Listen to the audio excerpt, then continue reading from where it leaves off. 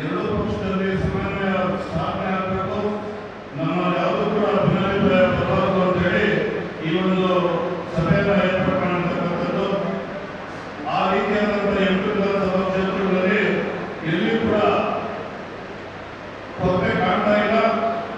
ಎಲ್ಲ ಒಂದು ಕಡೆ ಮಲ್ಲೇಶ್ ಬಾಬು ಅವರಿಗೆ ದೇವರ ಅನುಗ್ರಹ ಅನುಕಂಪ, ಅವರ ತಂದೆ ತಾಯಿ ಮಾಡಿರ್ತಕ್ಕಂಥ ಆಶೀರ್ವಾದ ಇವತ್ತು ಅವರ ಜಯ ಆಗ್ತಕ್ಕಂಥದ್ದು ಕಾಣಿಸ್ತಾ ಇದೆ. ನಮ್ಮಲ್ಲಿರ್ತಕ್ಕಂಥ 8 ಕ್ಷೇತ್ರದ ಅಭ್ಯರ್ಥಿಗಳು ಸೋತಿರ್ತಕ್ಕಂಥ ಅಭ್ಯರ್ಥಿಗಳು ಜನತಾದಳದಲ್ಲೂ ಕೂಡ 3 ಜನ ಶಾಸಕರಿದ್ದಾರೆ. ಅವರಲ್ಲೂ ಕೂಡ ಒಮ್ಮತ ಬಹಳ ಚೆನ್ನಾಗಿದೆ. ಹಾಗಾಗಿ ನಮ್ಮ ಇಡೀ ಕೋಲಾರ ವಿಧಾನಸಭಾ ಕ್ಷೇತ್ರದಲ್ಲಿ ಯಾವುದೇ ಆದಂಥ ಭಿನ್ನಾಭಿಪ್ರಾಯ ಇಲ್ಲ.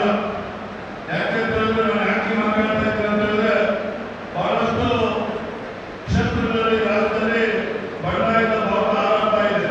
ಹಾಗಾಗಿ ನಮ್ಮ ಕೋಲಾರದಲ್ಲಿ ಯಾವುದೂ ಕೂಡ ಇಲ್ಲ, ಆ ರೀತಿ ಕಾಣಿಸ್ತಾ ಇಲ್ಲ. ಹಾಗಾಗಿ ಮೊದಲನೇ ಗೆಲುವು ನಾವೆಲ್ಲ ಕೂಡ ಒಂದಾಗಿ ಒಗ್ಗಟ್ಟಾಗಿ ಪ್ರೀತಿಯಿಂದ ನನ್ನಂತ ಈ ಸಭೆಯಲ್ಲಿ ಸೇರಿರ್ತಕ್ಕಂಥದ್ದೇ ನಮ್ಮದು ಮೊದಲನೇ ಗೆಲುವು. ಎಲ್ಲ ಕಾರ್ಯಕರ್ತರು ಮನವಿ ಮಾಡುತ್ತೇನೆ,